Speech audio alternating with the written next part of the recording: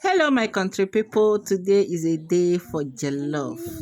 So here are the onions that I will use for this jollof. I already cut my onions. I already parboiled my rice. So now it's time to fry the stew that I will use for the jollof rice. So here I have my hot pot on fire. So I just added my oil, the oil I will use for the stew. So I'm adding my onion. So after adding the onion, I just allow the onions to fry for a few seconds. I added my bay leaves. I love using bay leaf for my jollof. I love the flavor, the scent that it gives. So here I will be using Gino tin tomatoes for this jollof.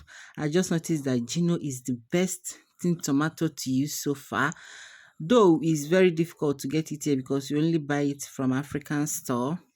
The normal tin tomatoes that we buy here, the paste tomatoes that we buy here, it doesn't give that Niger flavor. It doesn't give that Niger taste. So that's the more reason I have to get this Gino to be using for my jollof.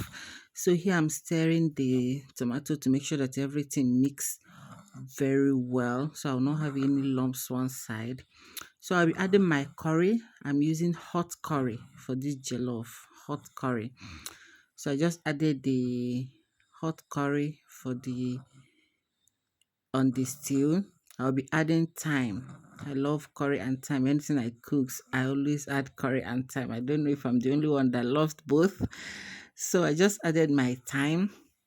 Now it's time to add my seasoning cube. I'm using no Maggi for the seasoning. I just added my Maggi on it. So I will stir very well to make sure that the stew doesn't get burnt. So I just added parsley. I love the flavor. I love the scent. I love using it for my stew, jollof, anything stew tomato. I love adding it to it. So I just stirred everything together to make sure that all the spices goes together. So now it's time to add my chicken stock. I already cooked my chicken, so this is the stock out from the chicken.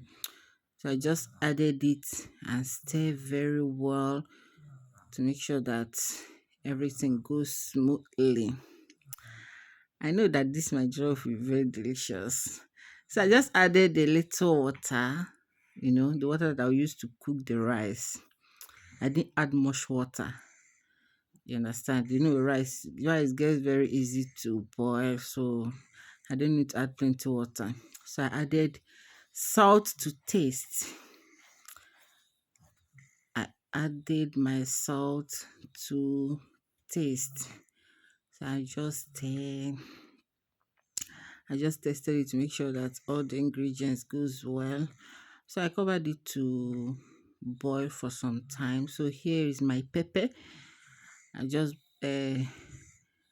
grinded the pepper. So everything is now set and my rice is ready to go in. So I'm just sieving in the rice into the stew, into the jollof stew. So after adding the rice into the stew, I turned it very well. So I tested it one more time to make sure that it's giving. So I just noticed that I needed more salt. So I just added more salt to it to give it more taste. So I always use foil to cover my jollof because I don't like cooking it in a high heat. So I always love covering it with foil, so that it will just steam very well, and it also avoid it to burn because I will not cook it on a high distance. So I'll just lower the light so that it will just cook slow. Oh my word, the food is giving. The jollof is jollofing. My food is ready. Oh. Please close by. Come and have a taste. So I forgot to mention that I fried fish. Yes, but I didn't show it on the video. I fried fish. because I love eating my jollof with fried fish.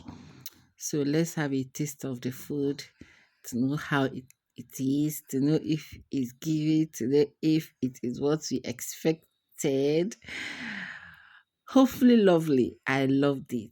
Is you can see from your own look, you can tell that the jollof is very sweet. It's very, very sweet.